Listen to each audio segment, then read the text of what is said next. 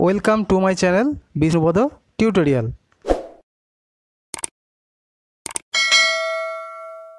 Hello my dear students, আশা করছি সবাই ভালো আছো। আজকে আমরা ভিএসিবিআর তত্ত্বের দ্বিতীয় পার্টে এসেছি। দেখো, এখানে আমরা আগের দিনে প্রথম সূত্র, দ্বিতীয় সূত্র এবং প্রথম সূত্রের যাবতীয় উদাহরণ বলেছি। আজকে দ্বিতীয় সূত্র থেকে পঞ্চম সূত্র, এই চারটে সূত্র ব্যাখ্যা করব। প্রথম দেখো, আমরা দ্বিতীয় সূত্র আসি। ভিএসিবিআর তত্ত্বের দ্বিতীয় সূত্র কি? যদি কোনো অণুর কেন্দ্রীয় পরমাণুতে বন্ধন ইলেকট্রন জোড় ছাড়াও নিঃসঙ্গ ইলেকট্রন জোড় থাকে, তবে অণুর আকৃতি নিয়মিত হয় না। বন্ধন জোড় যদি শুধু থাকে তাহলে অণুর আকৃতি নিয়মিত হয়, কিন্তু যদি কেন্দ্রীয় পরমাণুতে বন্ধন জোড় ছাড়া নিঃসঙ্গ ইলেকট্রন জোড় থাকে তাহলে কিন্তু অণুর আকৃতি নিয়মিত হবে না। সেক্ষেত্রে ইলেকট্রন জোড়গুলির মধ্যে যে বিকর্ষণের প্রবণতা বা বিকর্ষণের ক্রম, সেটা কীরকম হবে? নিঃসঙ্গ জোড় অর্থাৎ লোন পেয়ার বিকর্ষণ সবচেয়ে বেশি, তারপর লোন পেয়ার বন্ড পেয়ার এবং বন্ড পেয়ার বিকর্ষণ সবচেয়ে কম। এখন দেখো, এর এফেক্টটা আমরা অণুর আকৃতি বা তাদের মধ্যে বন্ধন কোণের মধ্যে দেখতে পাই। যেমন আমরা একটা উদাহরণ দিই, দেখো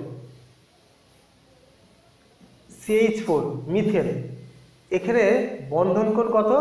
109 ডিগ্রি 28 মিনিট।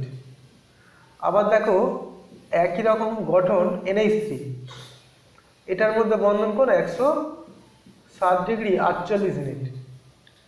আর একই রকম আরেকটা অণু দেখো H2, এখানে বন্ধন কোণ 104 ডিগ্রি 28 মিনিট।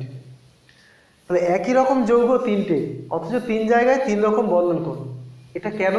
এটা হচ্ছে ভিএসিবিআর দ্বিতীয় তত্ত্ব ব্যাখ্যা করতে পারি। আমি দেখো দেখাচ্ছি এই অণুটার আকৃতি কী হবে। এর আগে আমরা বুঝিয়েছি কার্বনের 4টে ইলেকট্রন আর 4টে হাইড্রোজেন, সুতরাং 8টে ইলেকট্রন অর্থাৎ 4 জোড়া ইলেকট্রন। 4 জোড়া হলে কী হয়? চতুস্তলক। সুতরাং এটার আকৃতি দেখো চতুস্তলক।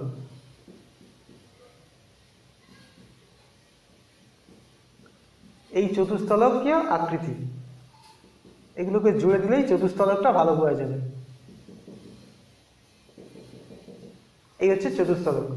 এখন এখানে যে কোণগুলো দেওয়া আছে দেখো, এখানে 109 ডিগ্রি 28 মিনিট। একই রকম গঠন দেখো NH3, নাইট্রোজেনের 7টে ইলেকট্রন আর 3টে হাইড্রোজেন, 3টে অর্থাৎ 8টে ইলেকট্রন, মানে 4 জোড়া ইলেকট্রন। কিন্তু এখানে হাইড্রোজেন 3টে আছে, তাই বন্ধন জোড় 3টে, একটা নিঃসঙ্গ জোড় রয়েছে। অণুটার গঠন চতুস্তলকীয়, কিন্তু একটা নিঃসঙ্গ জোড় আর 3টে বন্ধন জোড়।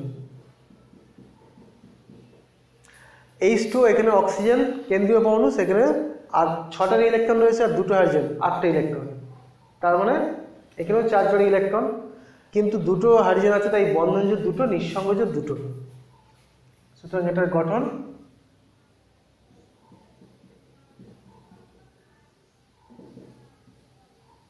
এইরকম গঠন তৈরি হচ্ছে। এখন দেখো এখানে বন্ধন কোণটা কত? 107 ডিগ্রি 48 মিনিট, আর এখানে 104 ডিগ্রি 28 মিনিট। কেন এরকম হচ্ছে দেখো, কারণ এখানে কোনো নিঃসঙ্গজন নেই। এই যে মিথেন অণুর মধ্যে কোনো নিঃসঙ্গজন নেই, তাই এটার আকৃতি সুষম। অর্থাৎ যেমন চতুস্তলকীয় কোণ হয় 109 ডিগ্রি 28 মিনিট, এখানে ঠিক একই 109 ডিগ্রি 28 মিনিট, অর্থাৎ এটা আদর্শ চতুস্তলকীয় গঠন।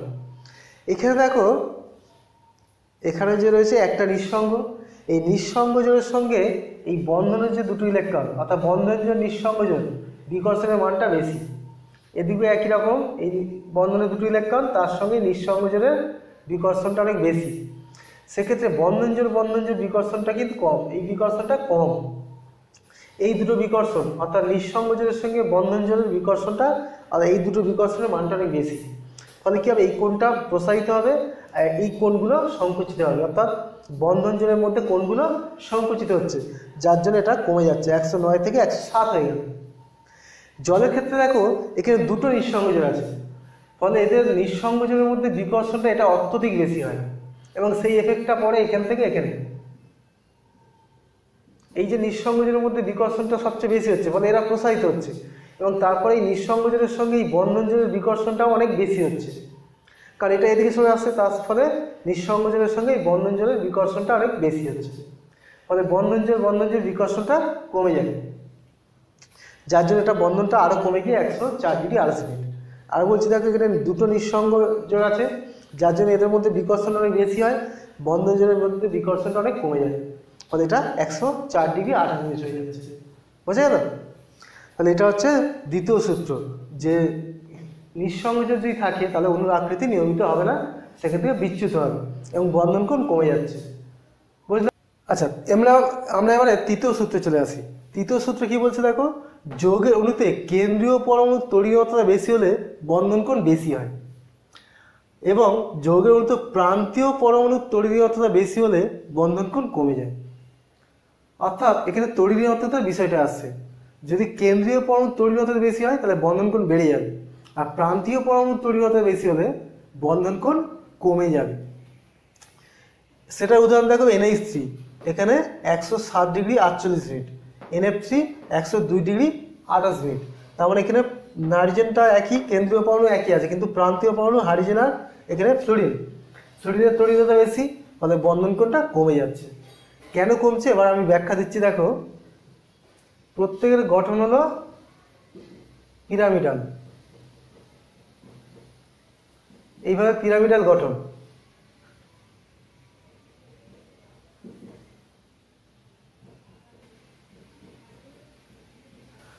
দেখো এখানে দুটোরই গঠন পিরামিডাল, কিন্তু এখানে হাইড্রোজেনের তড়িৎ মাত্রা কম, ফলে এখানে বন্ধন ইলেকট্রন জোড় কি নাইট্রোজেনের দিকে চলে আসছে, কারণ নাইট্রোজেনের তড়িৎ মাত্রা বেশি, ফলে এই বন্ধনের যে দুটো ইলেকট্রন সেগুলো কোথায় যাবে, এই নাইট্রোজেনের দিকে সরে আসছে। আর এক্ষেত্রে কি হচ্ছে, এক্ষেত্রে যেহেতু নাইট্রোজেনের থেকে ফ্লোরিনের তড়িৎ মাত্রা বেশি, ফলে এই বন্ধনের যে ইলেকট্রনগুলো সেগুলো ফ্লোরিনের দিকে সরে আসবে। বুঝে গেল?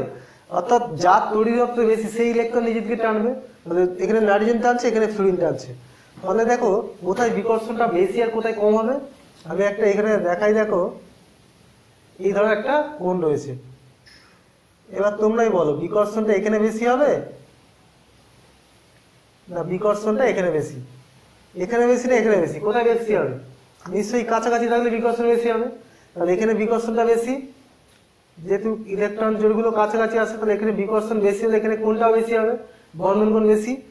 আর এখানে দেখো অনেক দূরে দূরে চলে আসছে ইলেকট্রন জোড়গুলো, ফলে এদের মধ্যে বিকর্ষণটা কমে যাবে, তাই এখানে বন্ধন কোণটা কমে যাচ্ছে।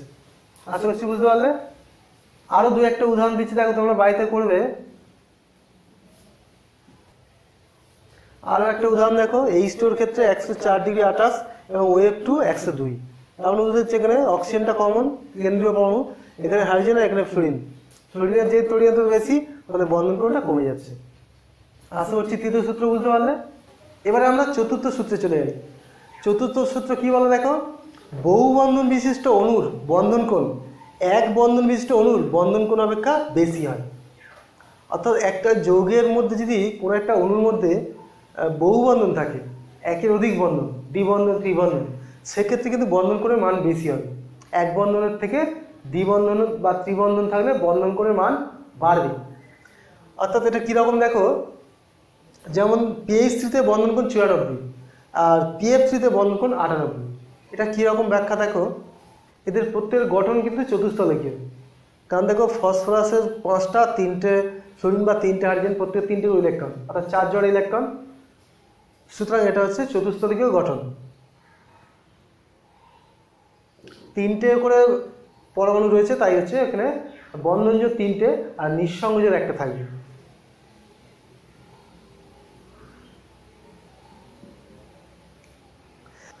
PF3 ক্ষেত্রে কি হয়, এই ফ্লোরিনের যে নিঃসঙ্গ ইলেকট্রন রয়েছে, সেই নিঃসঙ্গ ইলেকট্রন জোড়ের সঙ্গে ফসফরাসের যে ফাঁকা 3D কক্ষ আছে তাদের মধ্যে একটা রেজোন্যান্স তৈরি হয়, অর্থাৎ এক্ষেত্রে ডবল বন্ড তৈরি হচ্ছে।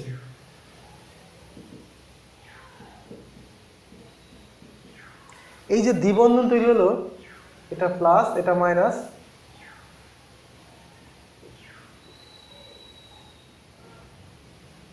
এই যে দ্বিবন্ধন তৈরি হলো, ফলে এখন দেখো দ্বিবন্ধনের সঙ্গে এক বন্ধনের বিকর্ষণটা অনেক বেশি হবে। দ্বিবন্ধনের সঙ্গে এক বন্ধনের বিকর্ষণ বেশি, কারণ এখানে দ্বিবন্ধনে 4টি ইলেকট্রন রয়েছে, তাহলে এখানে বিকর্ষণটা অনেক বেশি হবে। কিন্তু দেখো PH3 ক্ষেত্রে কি হয়,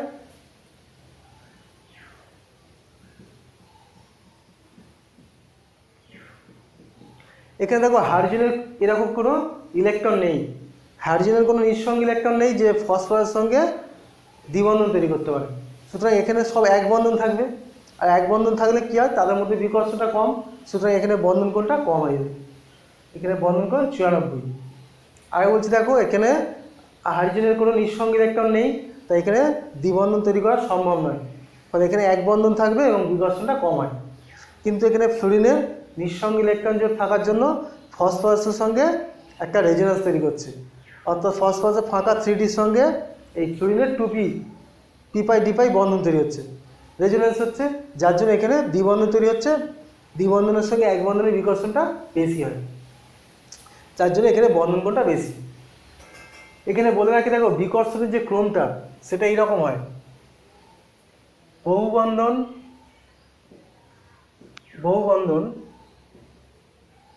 তাদের মধ্যে বিকর্ষণটা সবচেয়ে বেশি, বহুবন্ধন তারপরে এক বন্ধন, বহুবন্ধন সবচেয়ে বেশি, তারপরে বহুবন্ধন এক বন্ধন এবং তারপরে এক বন্ধন।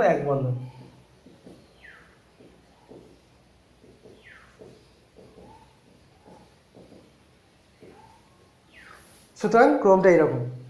একই রকম আরেকটা উদাহরণ দেখো, H2 এবং Cl2, এখানে বন্ধন কোণটা কম, এখানে বন্ধন কোণ বেশি, কারণ এখানেও একই রকমভাবে অক্সিজেনের সঙ্গে ক্লোরিনের দ্বিবন্ধন তৈরি হয়, কিন্তু এখানে অক্সিজেনের সঙ্গে হাইড্রোজেনের দ্বিবন্ধন তৈরি হওয়া সম্ভব নয়, ফলে এখানে দ্বিবন্ধন হওয়ার জন্য এখানে কোণটা বেশি। ঠিক আছে, এটা তোমরা কিন্তু বাড়িতে করবে। ভিএসিভার তত্ত্বের একদম শেষ সূত্র দেখো, পঞ্চম সূত্র। এটা কি বলছে ভালো করে বুঝে নাও। পূর্ণ যোজ্যতা কক্ষ বিশিষ্ট ইলেকট্রন জোড়ের বিকর্ষণ ক্ষমতা, পূর্ণ যোজ্যতা কক্ষ বিশিষ্ট ইলেকট্রন জোড়ের বিকর্ষণ ক্ষমতা অপূর্ণ যোজ্যতা কক্ষ বিশিষ্ট ইলেকট্রন জোড়ের বিকর্ষণ ক্ষমতা অপেক্ষা বেশি। অর্থাৎ যে যৌগের অণুর মধ্যে কেন্দ্রীয় পরমাণু যোজ্যতা কক্ষ পূর্ণ থাকবে তার বিকর্ষণ ক্ষমতা অনেক বেশি হবে, আর যে অণুর কেন্দ্রীয় পরমাণুর যোজ্যতা কক্ষ অপূর্ণ তার বিকর্ষণ ক্ষমতা কম হবে। কীরকম ব্যাপারটা, H2S এখানে বন্ধন কোণ 92.2 ডিগ্রি, H2S এখানে H2O এখানে বন্ধন কোণ 104 ডিগ্রি 28 মিনিট। অর্থাৎ কি দেখো এখানে উভয় যৌগে হাইড্রোজেনটা কমন, কিন্তু এখানে সালফার এখানে অক্সিজেন, কেন্দ্রীয় পরমাণু এখানে অক্সিজেন এখানে সালফার। এখন অক্সিজেনের দেখো অক্সিজেনের যোজ্যতা কক্ষ যদি আমরা দেখি তাহলে 2s 2p, এখানে দেখো 2d বলে কিন্তু কিছু হয় না, ফলে এখানে 2s এবং 2p দুটোতেই ইলেকট্রন পূর্ণ আছে। কেন, অক্সিজেনের দেখো 1s2 2s2 2p4 এই হচ্ছে ইলেকট্রন বিন্যাস, তাহলে 2s এবং 2p দুটোতে দেখো ইলেকট্রন রয়েছে। 2s এবং 2p, 2d তো কিছু হয় না এখানে, কারণ 2d বলে কিছু কক্ষ হয় না, ফলে অক্সিজেনের যোজ্যতা কক্ষটা পূর্ণ। কিন্তু সালফার যদি দেখি H2S এখানে সালফারের দেখো 1s2 2s2 2p6 3s2 3p4 আর 3d, এটা কিন্তু ফাঁকা আছে।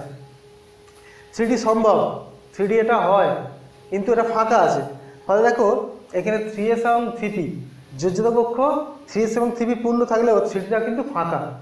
তারপরে যোজ্যতা কক্ষ H2S এর ক্ষেত্রে কেন্দ্রীয় পরমাণু সালফারের যোজ্যতা কক্ষ এখানে অপূর্ণ, কিন্তু জলের ক্ষেত্রে H2O এর ক্ষেত্রে জলের যে অক্সিজেন পরমাণু তার যোজ্যতা কক্ষ কিন্তু পূর্ণ, ফলে অক্সিজেনের যোজ্যতা কক্ষ পূর্ণ হওয়ার জন্য H2S এর মধ্যে H2O এর মধ্যে বন্ধন কোণটা বেশি হচ্ছে, কারণ এখানে বিকর্ষণ ক্ষমতা বেশি। আর এখানে যেহেতু সালফারের যোজ্যতা কক্ষ অপূর্ণ, ফলে এখানে বন্ধন জোড়ের মধ্যে বিকর্ষণ ক্ষমতা কম, তাই এখানে বন্ধন কোণটা কম। একইভাবে দেখো NH3 আর PH3, এখানে নাইট্রোজেনের এরা হচ্ছে দ্বিতীয় কক্ষের মৌল, দ্বিতীয় পর্যায়ের মৌল, সুতরাং এখানে তোমার 2s এবং 2p পূর্ণ, 2d হয় না। কিন্তু ফসফরাস এটা তৃতীয় পর্যায়ের মৌল, এখানে 3s 3p আছে কিন্তু 3dটা অপূর্ণ আছে, তাই ফসফরাস যেহেতু 3d অপূর্ণ, এটা অপূর্ণ যোজ্যতা কক্ষ, সুতরাং এখানে বিকর্ষণ ক্ষমতা কিন্তু কম হবে, তাই এখানে বন্ধন কোণটাও কম। আশা করছি ভিএসিভার তত্ত্বটা পুরোটা তোমাদের যতটা সম্ভব সহজে বোঝানোর চেষ্টা করলাম। যদি তোমাদের ভালো লাগে ভিডিওটা অবশ্যই লাইক করে দিও এবং বন্ধুদের সঙ্গে শেয়ার করো। ঠিক আছে, আজকের মতো তো এখানে রাখি, পরবর্তী ক্লাস নিয়ে আবার তোমাদের সঙ্গে দেখা হবে। ঠিক আছে।